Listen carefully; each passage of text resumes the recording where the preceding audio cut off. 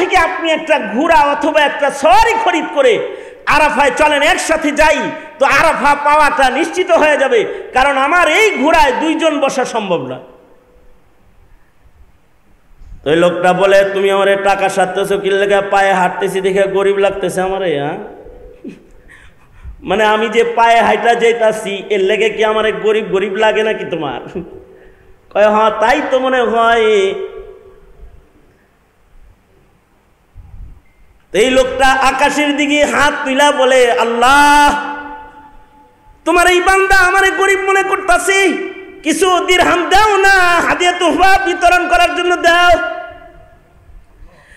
এই কথা বইলা উপরের দিকে হাতটা তুইলা মোট করছে। মোট করার সাথে সাথে হাতটা নিচে নামাইছে, আর দেখে যে দিরহামের থলে হাতের ভিতরে আছে, দিরহামের থলে আছে হাতের ভিতরে। কারোর কাছ থেকে যদি নিতেই হয় তাহলে তোমার হাত থেকে কেন নিব? কারোর অনুগ্রহ যদি নিতেই হয় তোমার কাছ থেকে কেন নিব? আমার উপরে দয়া মায়া করনে ওয়ালা আমার মালিক আল্লাহ তো তোমার চেয়ে আমার বেশি কাছে। যদি দরকার হয়ে যায় তাহলে তার কাছে চাইমু, আল্লাহর কাছ থেকে চাই নিমু। তোমার কাছে তো চাওয়ার দরকার নেই, তোমারে আরো কিছু হাদিয়া দিলাম, নাও এগুলো বিতরণ করো।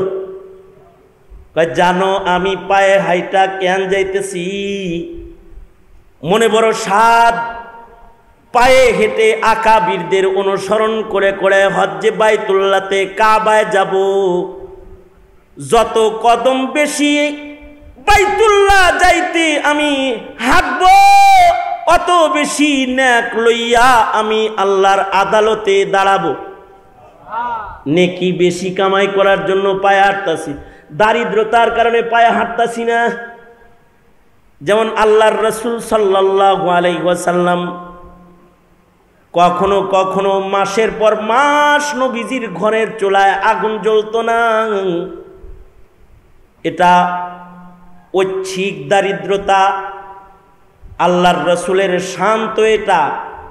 নবীজি যদি আল্লাহকে বলেন, ওগো আল্লাহ, উহুদ পাহাড় আমার জন্য স্বর্ণ বানায় দেন, আল্লাহর রসুল বলেন, আমি যদি বলি আল্লাহ উহুদ পাহাড় সোনা বানায় দেন, তো আল্লাহ উহুদ পাহাড় স্বর্ণ বানায় দিবে। কিন্তু ফক্র ফাকাকে ইচ্ছাকৃত গ্রহণ করেছি, কারণ আল্লাহর কাছে ফক্র ফাকাটা, দারিদ্রতা আল্লাহর পছন্দের। দারিদ্রতাটা এটা আল্লাহর পছন্দের। আমরা তো মনে করি যার কাছে টাকা বেশি আছে সে আল্লাহর পছন্দের, আর যে ফকির মার্কা ও হলো আল্লাহর অপছন্দের। আমরা এরকম মনে করি না? ইবনুল জাওজি রহমতুল্লাহি আলাইহি, ইবনুল জাওজি রহমতুল্লাহি আলাইহি উনি বর্ণনা করেছেন যে ওনার যুগে এক বুজুর্গ ছিল, বুজুর্গের নাম ছিল আবু আব্দুল্লাহ রহমতুল্লাহি আলাইহি, মসজিদের ইমাম সাহেব ছিল। ওই এলাকায় এই আবু আব্দুল্লাহর মহল্লায় আবু আব্দুল্লাহ বর্ণনা করেন ওনার মহল্লায় এক আবেদের আগমন হলো। আবেদ কিন্তু আলেম হওয়া জরুরি না, আপনারা সবাই কি মৌলবী নাকি? কিন্তু যদি আপনি আবেদ হন তাহলে আপনার পাওয়ার বাড়তে পারে। ওই এলাকায় এক আবেদ ছিল, আবেদের নাম শেখ হাজ্জাজ আবেদ রহমতুল্লাহি আলাইহি। সাধারণ দারিদ্র একজন মানুষ ছিল, দরিদ্র মানুষ, কিন্তু ইবাদত বন্দেগী এত বেশি করত যে তাকে ওলি বুজুর্গরাও চিনত। কারণ রতনে রতন চিনে, চোরে চিনে কি? রতনে রতন চিনে, চোরে চিনে চোর। লোকটা আবেদ হিসাবে, লোকটা তো বুজুর্গ, একে বুজুর্গরাও চিনত। এই হাজ্জাজ আবেদ আবু আব্দুল্লাহ রহমতুল্লাহ আলাইহি মসজিদের দরজায় এসে দাঁড়াইছে। দাঁড়ায় বলে কি, এই আবু আব্দুল্লাহ, তোমার কোরআন মজিদটা কি আমার একটু দিবা? তোমার কোরআনটা আমি এক বেলার জন্য তোমার কাছে চাই। আবু আব্দুল্লাহ বলে, ইবনুল জাওজি বলেন, আবু আব্দুল্লাহ বলে সিফাতুস সাফওয়া কিতাবের ভিতরে ইবনুল জাওজি রহমাতুল্লাহ আলাইহি এনেছেন। আবু আব্দুল্লাহ বলে কোরআন শরীফ চাইছে, একটা ভালো জিনিস চাইছে, এটা কেমনে না দেই? আমি আমার নিজের পড়ার কোরআন মজিদটা তাকে দিয়ে দিলাম, আমার নিজের কোরআন শরীফটাই তারে দিয়ে দিলাম। সে চলে গেল, তার একটা হুজরা আছে, ঝুপড়ি ঘর, ওখানে গেল গা। কিন্তু আশ্চর্য, আসরের আজান হলো, আবেদ ইবাদত করতে আসে না, হাজ্জাজ মসজিদে আসে না। মাগরিবের আজান হয়ে গেল, সে মসজিদে আসে না। এশার আজান হয়ে গেল, আমরা নামাজ পড়লাম, কিন্তু হাজ্জাজ আবেদ রহমতুল্লাহি আলাইহি মসজিদে আসতেছে না। উনি বলে আমি সন্দেহে পড়ে গেলাম যে একটা নিয়মিত 5 বেলা মসজিদে এসে নামাজ পড়নেওয়ালা আবেদ মানুষ কিল্লে গিয়া 3 ওয়াক্ত হয়ে গেল, আসে না। সন্দেহ করে আমি তার ঘরে এশার নামাজের পরে চলে গেলাম, তাকে দেখতে গেলাম। আবু আব্দুল্লাহ বলে ঘরের দরজায় দাঁড়ায় দেখি, সালাম দেই, কোনো আওয়াজ ভেতর থেকে আসে না। দরজা খুলে বাতি লাগায় আলো জ্বালায় দেখি আল্লাহর বান্দার নাই, অর্থাৎ তার ইন্তেকাল হয়েছে। কিন্তু ইন্তেকালের পরে চিত্রটা এত সুন্দর, আমার কাছ থেকে যে আল্লাহর কোরআনটা চায়া লই আইছে, বাচ্চা যেমন তার মাকে বুকের ভেতরে জড়ায় ধরে ঘুমায় যায়, আমার কাছ থেকে চেয়ে আনা আল্লাহর কোরআনের মাসহাফ, আল্লাহর কোরআনকে বুকের মধ্যে জড়ায় ধইরা সে মরে গেছে, আর তার রূহ নাই। কিন্তু লোকটা এতটাই দরিদ্র, হত দরিদ্র যে তার গায়ে ভালো এমন কাপড়ও নাই যা দিয়ে তাকে কাফন করা যায়। রাতের গভীরে মানুষ কোথায় পাবো আমি? একা একা গোসল কেমনে দেব? একটা চৌপায়া হাজির করে চৌপায়াটা নিয়ে তার গোসলের ইন্তজাম করতে তাকে ঘরের কোণে রাখলাম। সকালবেলায় ইন্তজাম হবে গোসলের আর দাফনের। ফজরের নামাজে মানুষ আসলে সবাই নিয়ে বুজুর করে দাফন করব। মনে মনে ভাবতাছি আমার গায়ের চাদরগুলা তার কাফন হিসাবে দিয়ে দিব। কিন্তু তার লাশের পাশে কাছাকাছি আমি বসেছিলাম, হঠাৎ করে একটা আওয়াজ হলো। দেখলাম তার লাশের নিকটবর্তী একটা ভালো জায়গার উপরে ধবধবে 2টি এহরামের চাদরকে যেন ছেড়ে দিয়ে গেল। চাদর 2টা চমকাইতেছে আর তার থেকে খুশবু বের হইতেছে। ইবনুল জাওজি বলেন তার থেকে খুশবু বের হইতেছে। আবু আব্দুল্লাহ বলে খুশবু বের হইতেছে। দেখে বোঝা যায় এটা জান্নাত থেকে আল্লাহর দেয়া তোহফা কিছু হবে। ভাবলাম কাফন তো হয়ে গেল, আল্লাহর বান্দারে আল্লাহ কাফন কুদরতি ভাবে দিয়ে দিল, আমার কাপড় আর তাকে দিতে হবে না। ফজরের নামাজে দাঁড়ায় গেলাম মসজিদে। আবু আব্দুল্লাহ বলে আমি যখন মসজিদে নামাজ পড়াইতেছি, নামাজের পরেই বুজুর্গ গোসল দিব, তাকে দাফন করব। আশ্চর্য, নামাজ শেষ করলাম। নামাজ শেষ করে পেছনের দিকে তাকায় দেখি অন্যান্য দিন যে পরিমাণ মানুষ ফজরের নামাজে হয় অতটুকুন মানুষ না, বহু মানুষ আজকে ফজরের নামাজে আমার পেছনে হাজির হয়েছে। আশ্চর্য বিষয় হলো জমানার 4 জন বড় বুজুর্গ দেখি। আবু আব্দুল্লাহ বলে দেখি 4 জন ওলি আমার পেছনে নামাজ পড়তেছে। তার ভেতরে একজন হলো মালিক ইবনে দিনার রহমাতুল্লাহি আলাইহি, আর একজন হলো সালেহে বুনানি রহমাতুল্লাহি আলাইহি, হাবিবে ফারসি রহমাতুল্লাহি আলাইহি। এরকম আরো এক বুজুর্গ সহকারে মুররি রহমাতুল্লাহি আলাইহি, 4 বড় বুজুর্গ আমার পিছনে নামাজ পড়তেছে। আমি তাদেরকে বললাম আপনারা কোত্থেকে আইলেন, কি জন্য আইলেন? দেখলাম নামাজ পড়তেছে এবং তাদের সবার হাতে এক সেট করে কাফনের কাপড় আছে। জিজ্ঞাসা করলাম আপনারা কেন আসছেন? আজকে যখন ঘুমাইছিলাম মাঝরাতে স্বপ্নে দেখি আল্লাহর পক্ষ থেকে এলান হচ্ছে, আমার একটা পেয়ারা হাজ্জাজ আবেদ যাকে আমরাও চিনি, সে ইন্তেকাল করেছে তোমার মহল্লায়। ফজরের পরে তার গোসলের জিম্মা আমাদের, কাফন দেওয়ার জিম্মা আমাদের, তাই আইছি। মালিক ইবনে দিনার কিন্তু সাধারণ মানুষ না। মালিক ইবনে দিনারও ইবাদত করতে করতে এত উঁচু পায়া, একদিন নৌকাওয়ালা ওনাকে বেয়াজ্জতি করছে, আর উনি আল্লাহ দিরহাম দাও, বেয়াজ্জতি করলো আমাকে। উনি মুরাকাবার হালতে ছিলেন, পকেটে হাতায় টাকা পায় না। নৌকাওয়ালা মনে করছে টাকা সারা জাহাজে উঠছে, ঘাড়ে ধাক্কা দিছে, আর উনি কয় আল্লাহ দিনার দেন। তো ফরিদুদ্দিন আত্তার রহমাতুল্লাহ আলাইহি উনি বলেন যে পানির নিচ থেকে মাছ দিনার ঠোঁটে লইয়া পানির উপরে উঠছে, বলে মালিক না, ওই যে অনেক দিনার আইছে। উনি এক দিনার নিয়ে ভাড়া দিয়া বাকি মাছগুলারে কয় আমার হাজত পুরা হয়ে গেছে জাগা।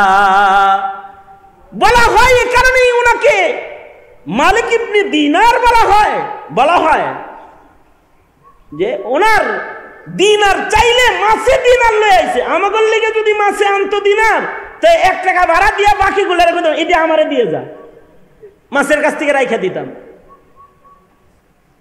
এই মালিক ইবনে দিনার ওই জানাজায় আছেন, ফজরের নামাজে আছেন। ইবনুল জাওজি ওনার কিতাবে লিখেছেন মালিক ইবনে দিনার নামাজ শেষে তাকে বললেন, এ আবু আব্দুল্লাহ, এই হাজ্জাজ আবেদ সে কোথায়? এই আলেম না, কিন্তু সাধারণ গ্রামের পাবলিক একজন আবেদ। নিজেকে আল্লাহর কাছে প্রিয় বানাইতে ইবাদত লাগে। জনতার কাছে টাকা দিয়ে প্রিয় হওয়া যায়, পাবলিকের কাছে সুন্দর করে কথা বললেও প্রিয় হওয়া যায়, ভালো করে গান গাইলেও প্রিয় হওয়া যায়, ব্যাট পিটাইলেও প্রিয় হওয়া যায়, ভালো করে বল করলেও প্রিয় হওয়া যায়। আল্লাহর কাছে ইবাদত দিয়ে প্রিয় হতে হয়। যদি সে সাধারণ মানুষ হয়, ইবাদতের কারণে সে আল্লাহর প্রিয় হয়ে যায়। হাজ্জাজ আবেদ সাধারণ মানুষ, কিন্তু আল্লাহর কাছে এত প্রিয় যে তার জানাজায় আল্লাহর পেয়ারারা আসছে। ওই ইমাম বুখারীর মতন, ইমাম বুখারীর ইন্তেকালের পরে আল্লাহর রাসূল নিজে জমানার মুহাদ্দিসদেরকে স্বপ্নযোগে ডাকতেছে আর বলতেছে, এই জানো না আজকে আমার মুহাম্মদ আমার কাছে আইতাছে, আমি ইস্তেকবালে আছি। খবর পায়া বড় বড় মুহাদ্দিসরা ইমাম বুখারীর বাড়িতে আসছে, এসে দেখে ইমাম বুখারীর ইন্তেকাল হয়েছে। ফেসবুকের আমল না যে একটা পোস্ট দিয়ে সবার কাছে পরিচয় করায়া দিবে। তাদের নেক আমলের কারণে আল্লাহ তাদের পরিচয় করায়া দেয়, রাসূল তাদের পরিচয় করায়া দেয়। তো হযরত মালিক ইবনে দিনার রহমাতুল্লাহি আলাইহি হাজ্জাজ আবেদের সামনে যায় ওনার চেহারার উপরের কাপড় সরায়া চুমা দিলেন। চুমা দিয়া বললেন, যে এলাকার মানুষ তোমাকে চিনে ফেলে তুমি আর সে এলাকায় বসবাস করো না, তোমার বুজুর্গি মানুষ জেনে ফেলবে। তাই এত রিয়া মুক্ত ইবাদত তুমি করলে, আমি মালিক ইবনে দিনার আজকে তোমার জানাজায় এসেছি, তোমাকে গোসল দিতে এসেছি, হাসরে যেন আমাকে না নিয়ে একা একা জান্নাতে যায় না। মানুষ আল্লাহর কাছে প্রিয় হয় ইবাদতের কারণে। মা বাবার খেদমতটাও একটা ইবাদত, যে ইবাদতের কারণে ওয়াইসুল কারনি আল্লাহর কাছে প্রিয় হয়ে গেছে। এমন প্রিয় হইছে যে উমর রে বলে তুমি তার কাছ থেকে দোয়া লও, আমার উম্মতের জন্য দোয়া চাও।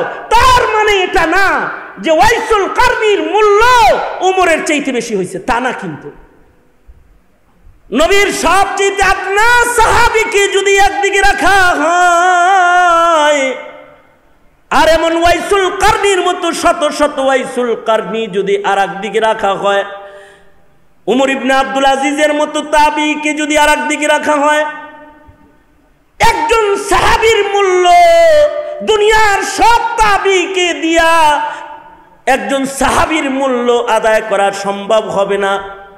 সাহাবীর আসল অর্জনটা কি? সাহাবীর আসল অর্জন হলো অনেক নামাজ, অনেক রোজা, অনেক সাদকা, অনেক খায়রাত না। সাহাবীর আসল অর্জন হলো ইমানের সাথে রাসূল এক নজর দেখছে। এটা হলো তার জীবনের আসল অর্জন। নবী রাসূল আর কোনোদিন পৃথিবীতে আসবে না, কিন্তু নবীর নায়েবরা দুনিয়াতে জায়গায় জায়গায় বসবে। নবীরা আর কথা বলতে আসবে না, নবীর নায়েবরা কথা বলবে। কিয়ামত পর্যন্ত গরম বরদাস্ত করে তোমাদের মতো যারা আলেমের চেহারা দেখবে অথবা আলেমের সামনে বসবে, খোদার কসম যারা মোল্লা পছন্দ করে না, মৌলবীরে জঙ্গি বলে আটকাইতে যারা চায়, অমন ইমানদার লাখো কোটি এক জায়গায় করলে আশেকে উলামা একজন মুমিনের মূল্য দেওয়া সম্ভব হবে না। এটা হলো আলেমের সোহবতের দাম। আর আলেমের মোহাব্বতটা নবীজির মোহাব্বত, কারণ আলেমরা নায়েবে নবী। তো ইমাম মুসলিম রহমতুল্লাহ আলাইহির যে কথাটা বলার জন্য এত লম্বা কথা আমার, যে ইমাম মুসলিম বলেন ওয়াইসুল কারনি যদি জানতো নবীর হক কি, এটা যদি পুরা জানতো, তাইলে মায়ের যে কোনো অবস্থায় ফেলে রেখে হলেও এক নজর হইলেও সে রাসূল দেখে যেত, যদি খালি নবীর হক কি এটা জানতো। নবীর হক তো লা ইউমিনু আহাদুকুম হাত্তা আকুনা আহাব্বা ইলাইহি মিন ওয়ালিদিহি ওয়া ওয়ালাদিহি ওয়ান নাসি আজমাইন।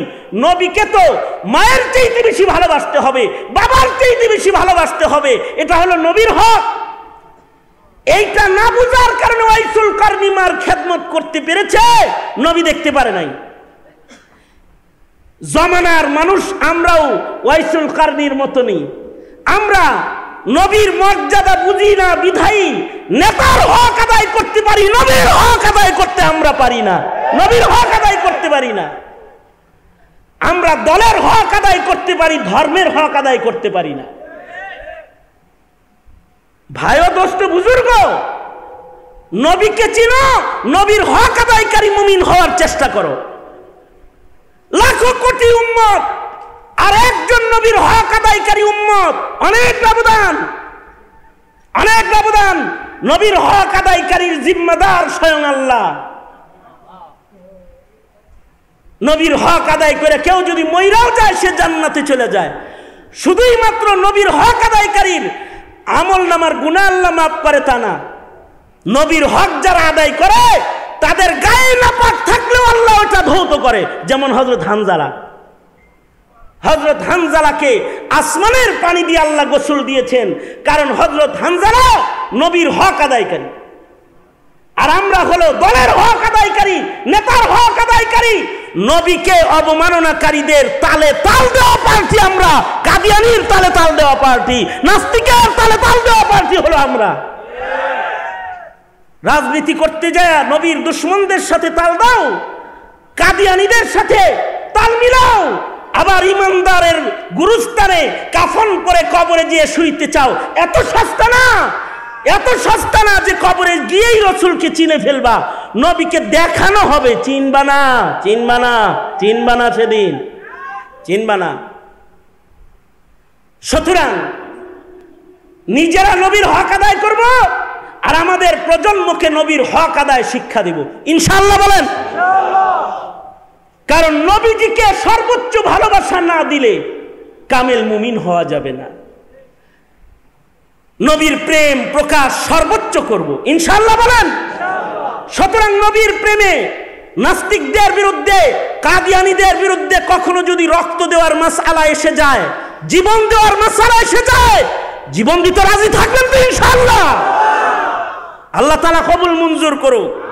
আর জমানার একজন বড় বুজুর্গ আবেদের নাম শুনেছেন, ওয়াইসুল কারনি রহমাতুল্লাহ আলাইহি, ইয়ামানের কারন এলাকার বাসিন্দা।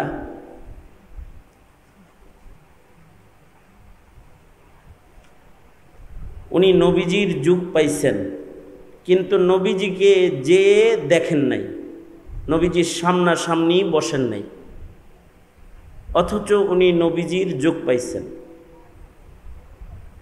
কেন বসেন নাই? হাদিস শরীফে তার বর্ণনা সুবিস্তারিত হাদিসের কিতাবে আছে, বিশেষভাবে মুসলিম শরীফের দ্বিতীয় খণ্ডে বিলকুল শেষ ভাগে এসে ইমাম মুসলিম রহমতুল্লাহ আলাইহি ওনার বিস্তারিত বিবরণ পেশ করেছেন। নবীজির যুগ পাইছেন কিন্তু নবীজিকে যায়া দেখেন নাই।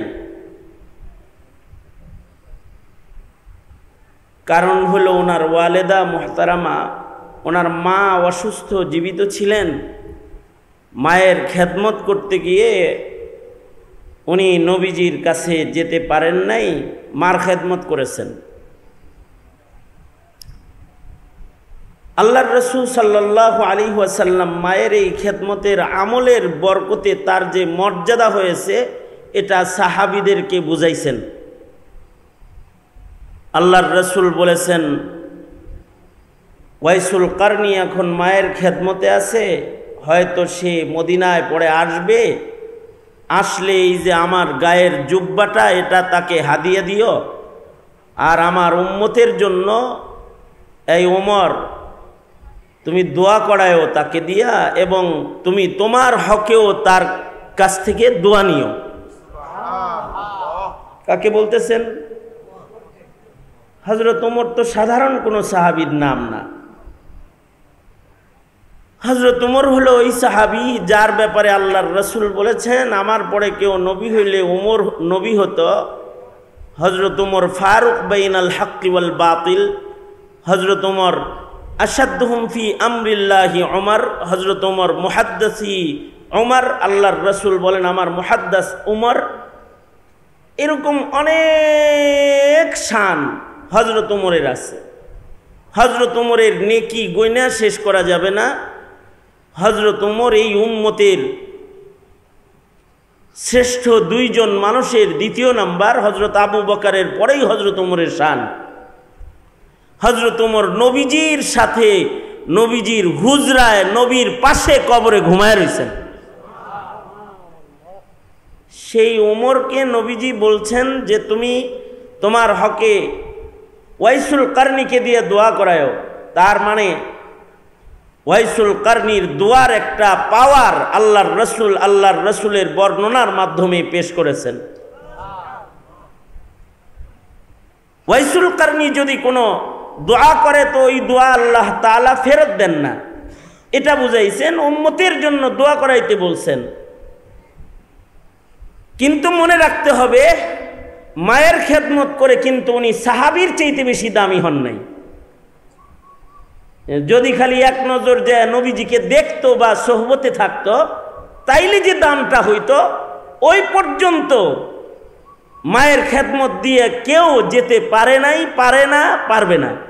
যারা রাসূলকে দেখেছে সরাসরি, নবীজির সোহবতের একটা আলাদা দাম আছে। নবীজির সান্নিধ্য পেয়েছে সামান্য সময়, তো সে রাদিয়াল্লাহু আনহুম ওয়া রাজু আনহের গ্যারান্টির ভেতরে ঢুকে পড়ছে যে আল্লাহ তার উপরে সন্তুষ্ট হয়ে গেছে। সুবহানাল্লাহ বলেন। আল্লাহ সন্তুষ্ট হয়ে গেছে। একজন সাহাবীর দাম বেশি না ওয়াইসুল কারনির দাম বেশি? নবীজিকে এক মুহূর্ত নবীজিকে ঈমানের সাথে দেখছে, তাই সাহাবীর দাম, সোহবতের কারণে সাহাবীর দাম বেশি। হযরত আব্দুল্লাহ ইবনুল মুবারককে জিজ্ঞাসা করা হয়েছিল, ওমর ইবনে আব্দুল আজিজের দাম বেশি না আমিরে মুআবিয়া রাদিয়াল্লাহু আনহুর দাম বেশি? তো উনি বলেছিলেন যে আমিরে মুআবিয়া যখন নবীর সাথে যুদ্ধ করছে, তখন যে ধুলাগুলো আমিরে মুআবিয়ার ঘোড়ার নাকের ছিদ্রে দিয়া ঢুকছে, এই ধুলার সমান ওমর ইবনে আব্দুল আজিজ হইতে পারবে না। সাহাবী তো সাহাবী, সাহাবীর আলাদা শান আছে। সেটা হলো সাহাবী আল্লাহর সন্তুষ্টির সনদ প্রাপ্ত কাফেলার সদস্য। হ্যাঁ, অবশ্য সাহাবীদের শুউন আলাদা, প্রত্যেকটা সাহাবীর আলাদা আলাদা কিছু শান আছে। এক এক সাহাবীর আলাদা আলাদা শান আছে। ইবাদতের শান যেমন শান ওয়াইসুল কারনির আছে, মায়ের খেদমতের শান। মায়ের খেদমতের কারণে ওনার জবান মকবুল জবান, মুস্তাজাবুদ দাওয়া জবান, যা দোয়া করবে তাই কবুল হয়ে যাবে। এ কারণে আল্লাহর রাসূল উমরকেও দোয়া লইতে বলছেন এবং উম্মতের জন্য দোয়া চাইতে বলছেন। তাহলে মা বোঝা যায় মায়ের খেদমতের আলাদা একটা শান আছে। মা আছে কার কার? হাত তোলেন। এই যাদের মা আছে, আব্বা আছে, হাত নামান। মা বাবার খেদমতের একটা শান আছে। মা বাবার খেদমত যদি হক আদায় করে কেউ করে তাহলে তার জবান কবুল জবান হয়ে যায়, যা দোয়া করে তা কবুল হইতে থাকবে। মা বাপ যদি কারোর উপরে সন্তুষ্ট থাকে তো আল্লাহ তার উপরে সন্তুষ্ট হয়ে যায়। কবুল দুয়ার মালিক পিতামাতার খেদমত দিয়েও মুস্তাজাবুদ দাওয়া হওয়া যায় ওয়াইসুল কারনীর মতো। হ্যাঁ, আরো আমল দিয়েও মুস্তাজাবুদ দাওয়া হওয়া যায়। নামাজের হক আদায় করে কেউ নামাজ পড়ছে তো মুস্তাজাবুদ দাওয়া হয়ে যায়। কেউ কোরআন মজিদের হক আদায় করছে, এর কারণেও মুস্তাজাবুদ দাওয়া হয়ে যায়। কারোর কোরআনে কারীমের তিলাওয়াতের আমল বেশি থাকে, কারোর নামাজের আমল বেশি থাকে, কারোর মা বাবার খেদমত বেশি থাকে, কারোর ভেতরে জোহদ বেশি থাকে, কারোর ভেতরে জিকিরের আদত বেশি থাকে। যে কোনো একটা আমলের কাসরাত আধিক্য মানুষকে মকবুল বানায় ফেলায় তো তখন তার জবানের মূল্য হয়ে যায়। অলি বুজুর্গদের জবানের মূল্য কেন? আমলের কারণে তাদের জবানেরও মূল্য। লাউ আকসামা আলাল্লাহি লা আবাররাহ। অলি বুজুর্গরা যদি কোনো কসম করে তো তাদের কথা পূরণ করার জিম্মাদার আল্লাহ নিজে হয়। আল্লাহ তাআলা হক আদায়কারী মুমিন আমাদেরকে বানাক, আমিন। সবাই ইস্তিগফার করেন। আস্তাগফিরুল্লাহ রাব্বি মিন কুল্লি যামবি ওয়া আতুবু ইলাইহি লা হাওলা ওয়ালা কুওয়াতা ইল্লা বিল্লাহিল আলিয়্যিল আযীম। আস্তাগফিরুল্লাহাল্লাযী লা ইলাহা ইল্লা হুয়াল হাইয়ুল কাইয়্যুম ওয়া আতুবু ইলাইহি। আলহামদুলিল্লাহি রাব্বিল আলামিন। আসসালাতু ওয়াসসালামু আলা সাইয়্যিদিল আম্বিয়া ওয়াল মুরসালিন। তোমরা কি এরকম করবা? এরকম করবা? তোমরা যদি আমার সাথে এরকম আচরণ করে, দোয়া থুয়ে কথা বলতেছি তোমাদের সাথে, তাহলে আমি ভবিষ্যতে এরকম হইতে বাধ্য হব যে আমি বয়ান শুরু করার আগে তোমাদের সবাই আগে তাড়ায়া দিয়ে তারপরে বয়ান করব। কারণ আমার আর ভাইরাল হওয়ার শখ নাই। তো আমার দিয়ে তোমরা ভাইরাল নিয়ে, তোমাকে দিয়ে কি আমি ভাইরাল নাকি?